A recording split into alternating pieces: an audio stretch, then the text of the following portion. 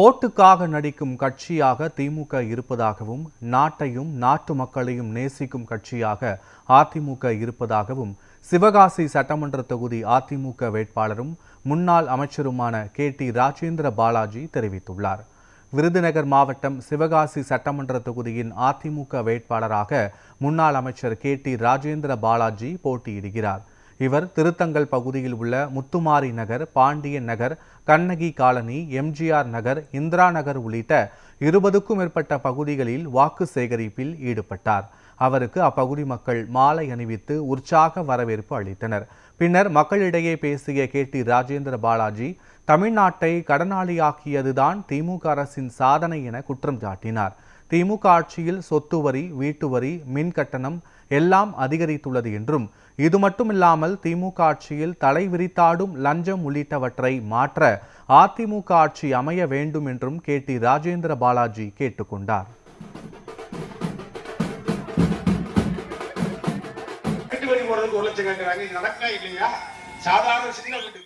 தமிழ்நாட்டின் தலையெழுத்தை மாற்றி எழுதக்கூடிய தேர்தல், திமுக வீட்டுக்கு அனுப்புகின்ற பணியை செய்கின்ற தேர்தல், வாக்காளர்களை பெரியோர்களே 1000 ரூபாய் கொடுத்திருக்கிறோம் என்று சொல்லி மக்களை ஏமாற்றி குழப்பத்தை உருவாக்கி மீண்டும் ஆட்சியை கைப்பற்றுவதற்கு திமுக முயற்சிக்கிறது.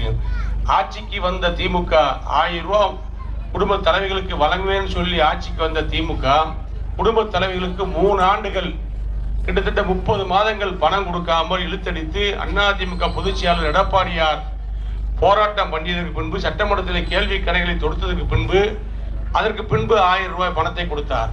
அதுவும் பாதி பேருக்கு MP எலெக்ஷனை முன்னிட்டு கொடுத்தார். இப்போ சட்டமன்ற எலெக்ஷன் வருகின்ற காரணத்தினால் மீதி பேருக்கு கொடுக்கின்றார்.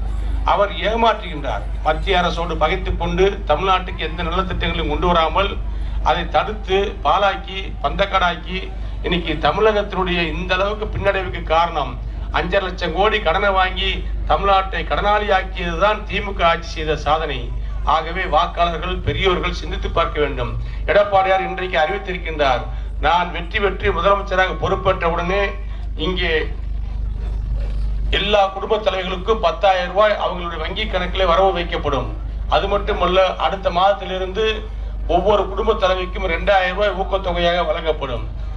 முதியோர் பென்ஷன் 2000, விதவைகளுக்கான பென்ஷன் 2000, இப்படி திட்டங்களை தீட்டி வீடற்ற ஏழைகளுக்கெல்லாம் வீடு வழங்குகின்ற திட்டம், இடமில்லாதவர்களுக்கு இடம் வாங்கி கொடுத்து வீடு கட்டி கொடுக்கின்ற திட்டம், இவைகளெல்லாம் செய்து கொடுப்பேன் என்று எடப்பாடியார் வாக்குறுதி சொல்லியிருக்கின்றார். உடனே ஸ்டாலின் சொல்லுகிறார், எப்படி செய்ய முடியும் இவர்களால் என்று கேட்கிறார். அதிமுகவோடு கூட்டணி வைத்திருக்கின்ற கட்சி பாரதிய ஜனதா கட்சி. பாரதிய ஜனதா கட்சி இந்தியாவை ஆளுகின்ற கட்சி. பிரதமராக மோடி இருக்கிறார். ஆகவே எங்களுடைய அணுகுமுறையினால் பல லட்சக்கணக்கான கோடிகளை வாங்கி வந்து தமிழ்நாட்டுக்கு தேவையான வாக்குறுதிகளை கொடுத்ததை நிறைவேற்றுகின்ற தலைவனாக முதல்வராக எடப்பாடியார் திகழ்வார். ஆகவே அதிமுக வரலாற்றில் சொன்ன வாக்குறுதிகளை இதுவரை நிறைவேற்றியிருக்கிறது.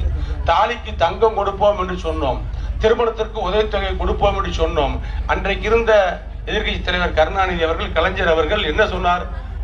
தங்கத்தை வெட்டி எடுக்கின்ற பெல்ஜியம் நாட்டில் கூட 1 கிராம் தங்கம் ஓசியாக கொடுப்பது கிடையாது. தாலிக்கு தங்கம் கொடுப்பது நடக்காத காரியம். டன்னாக தங்கம் வேண்டும், எங்கே போவார்கள் தங்கத்துக்கு? பொய்யான வாக்குறுதியை சொல்லுகிறது இந்த அம்மா என்று சொல்லி கேலி பேசினார். ஆனால் அம்மா கொடுத்தார்களா இல்லையா? அரை பவுன் தங்கம் கொடுத்தார்.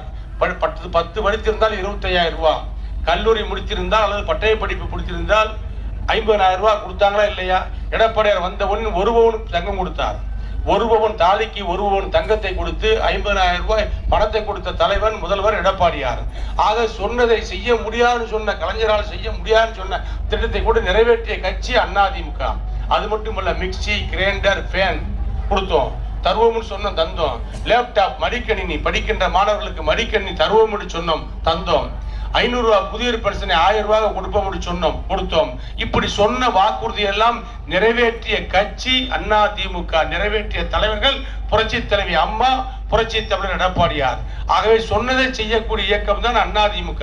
இன்றைக்கு நாங்கள் சொல்லியிருக்கின்றோம், வெற்றி பெற்று முதலமைச்சராக பொறுப்பேற்ற உடனே உங்கள் வங்கி கணக்கிலே ஒவ்வொரு ரேஷன் கார்டு வைத்திருக்கின்ற ஒவ்வொரு குடும்ப தலைவனுடைய வங்கி கணக்கிலே 10,000 ரூபாய் வரவு வைக்கப்படும் என்று எடப்பாடியார் வாக்குறுதி கொடுத்திருக்காரு. சொன்னா செய்து கொடுப்போம்.